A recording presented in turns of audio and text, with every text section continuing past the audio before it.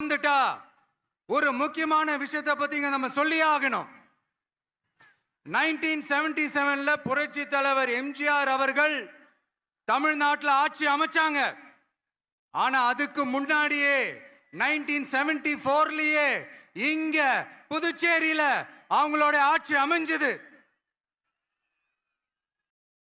அதனாலதான் அப்பவே சொன்னாங்க, நமக்காக வந்தவர் எம்ஜிஆர், அவரை தமிழ்நாட்டில் மிஸ் பண்ணிடாதீங்கன்னு நமக்கு அலர்ட் பண்ணதே புதுச்சேரி தான்.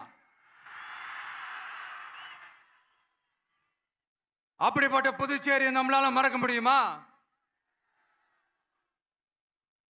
அது மட்டும் இல்ல, இங்க இருக்கிற மக்கள் தமிழ்நாடு மாதிரியே புதுச்சேரி மக்களும் என்ன கிட்டத்தட்ட ஒரு 30 வருஷமா என்ன தாங்கி பிடிச்சுக்கிட்டு இருக்கிறீங்க.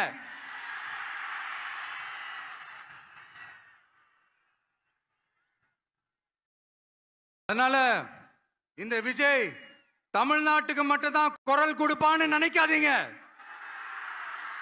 அப்படி பண்ணாத தவறு. புதுச்சேரி மக்களுக்கும் சேர்த்து தான் குரல் கொடுப்பான்.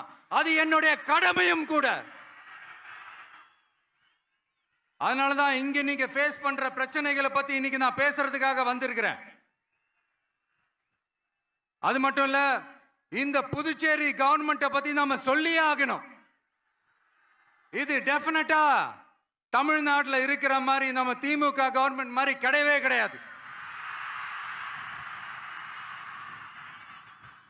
ஏன்னா வேற ஒரு அரசியல் கட்சி நடத்துற நிகழ்ச்சியாகவே இருந்தாலும் அந்த நிகழ்ச்சிக்கு தன்னெழுச்சியா வர நம்ம மக்களுக்கு பாதுகாப்பு கொடுத்து பாரபட்சமே காட்டாம இந்த கவர்மெண்ட் நடந்துகிட்டு இருக்கிறாங்க.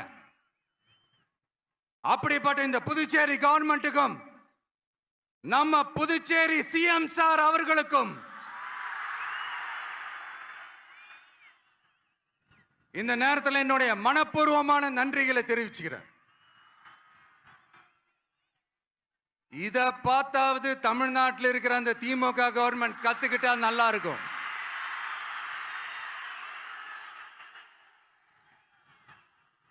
ஆனா அவங்க கத்துக்க மாட்டாங்க. பரவாயில்ல, வரப்போற எலெக்ஷன்ல 100% கத்துக்குவாங்க. அத நம்ம மக்கள் பார்த்துக்குவாங்க.